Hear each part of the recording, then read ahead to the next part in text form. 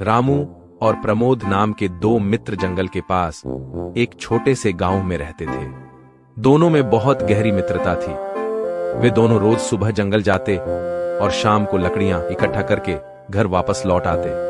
रामू, क्यों न कल हम दोनों जंगल में अलग अलग रास्तों पर लकड़ियां लेने जाएं। शायद इस तरह हमें और भी ज्यादा लकड़ियां मिल जाएं। लेकिन हमेशा हम साथ जाते हैं, अकेले जंगल जाना ठीक रहेगा क्या?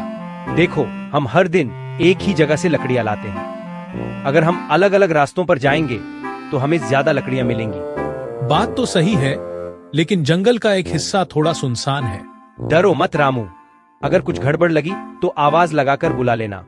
हम पास पास ही रहेंगे। ठीक है भाई, तो फिर कल चलते हैं। अच्छा ठीक है भाई, शाम को मिलते हैं। ठीक है भाई। अब वे दोनों जंगल में अलग अलग रास्तों पर निकल पड़े। अचानक प्रमोद की नजर एक चमचमाते सिक्के पर पड़ी। अरे वाह, कितना चमकदार सिक्का है। लेकिन ये तो बड़ा अजीब है। एक तरफ किसी राजा की तस्वीर है और दूसरी तरफ घना जंगल। ये कैसा सिक्का है? कहीं ये कोई खास या जादुई सिक्का तो नहीं? न जाने इसे यहाँ किसने गिराया होगा, या फिर ये किसी पुराने खजाने का हिस्सा हो सकता है। इसके बारे में रामू से बात करता हूँ। दूसरी ओर रामू भी जंगल में चला जा रहा था। ये थैला तो पूरी तरह मिट्टी से भरा है, इसमें क्या हो सकता है?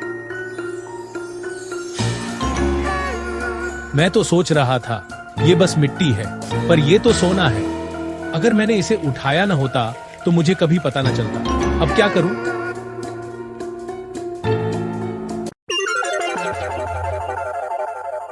अरे नहीं, ये क्या हो गया? अभी तो ये सोना था, मैंने बस छुआ ही तो था, फिर से मिट्टी कैसे बन गया? अब रामू ये सोचता हुआ कि भगवान उसकी ये कैसी परीक्षा ले रहा है। वो जंगल में आगे की ओर चल दिया। उसके मन में कई सवाल थे, पर जवाब कोई नहीं था। रामू की नजर एक साधु बाबा पर पड़ी। बाबा, आप कौन हैं? और इस सुनसान जंगल में अकेले क्या कर रहे हैं? बेटा, मैं जानता हूं कि तुम मुझसे क्या जानना चाहते हो।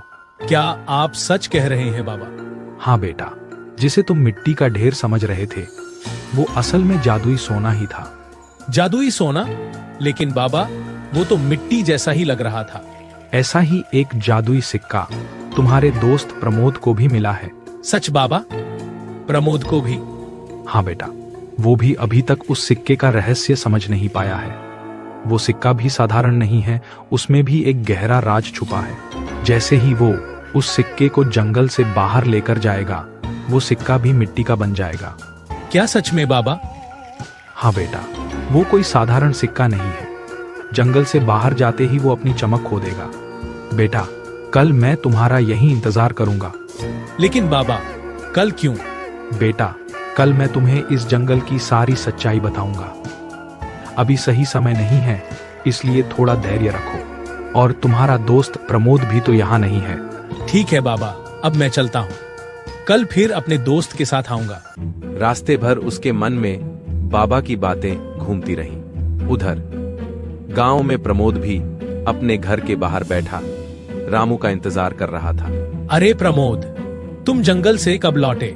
मैं तो बहुत पहले ही लौट आया था भाई। कब से तुम्हारा इंतजार कर रहा हूँ। तुम कहाँ रह गए थे? मुझे तुमसे एक जरूरी बात करनी है। हाँ भाई, मुझे भी तुम्हें कुछ बताना है। आज मुझे जंगल में एक अजीब सा सोने का सिक्का मिला भाई। ये देखो। अरे ये क्या? ये सिक्का तो सोने का था, मिट्टी में कैसे बदल गया? भाई, मैं इस बारे में सब जानता हूँ। तुम सब कैसे जानते हो? क्योंकि आज मेरे साथ भी जंगल में कुछ ऐसा ही हुआ। मुझे भी एक मिट्टी से भरा थैला मिला। जब मैं उसके पास गया और उसे जमीन पर रखा तो वो अचानक सोने में बदल गया। ये तो सच में बहुत अजीब बात है भाई। हाँ, पहले तो मुझे अपनी आंखों पर यकीन ही नहीं हुआ, लेकिन जैसे ही मैंने उसे छुआ, वो सोना फिर से मिट्टी में बदल गया।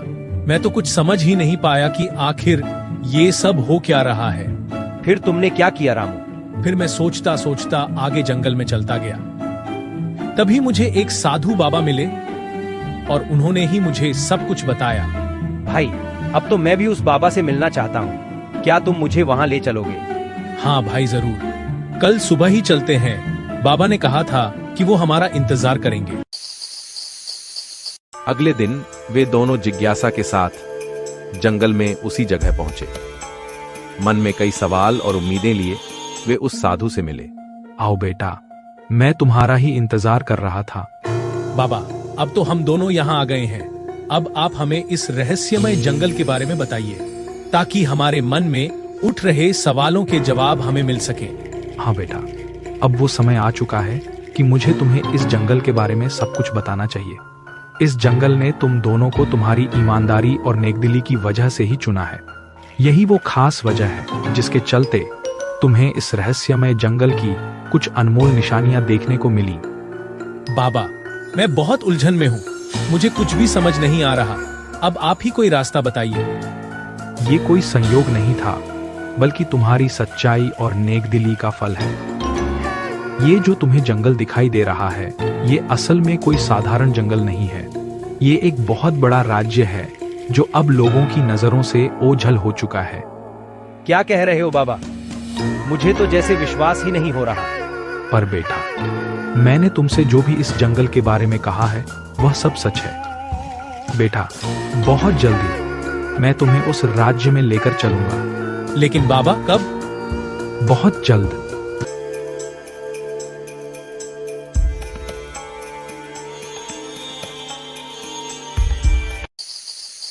भाई रामू, बाबा की बातें तो सच में बहुत अजीब और रहस्यमय थीं। हाँ भाई, मैं अब तक सोच रहा हूँ कि वो जंगल असल में एक छुपा हुआ राज्य है। ये जानकर हैरानी हो रही है। और उन्होंने कहा कि हम दोनों को हमारी सच्चाई और नेकदिल होने की वजह से चुना गया है। हाँ, और ये भी कि बहुत जल्द वो हमें उस राज्य में लेकर चलेंगे। मैं तो उस दिन का बेसब्री से इंतजार कर रहा हूँ। बिल्कुल, बाबा की हर बात में कोई न कोई गहरी सच्चाई छुपी है। कुछ दिनों बाद एक रोज प्रमोद उस सिक्के को लेकर रामू के पास आया। अब इस सिक्के का क्या करें भाई?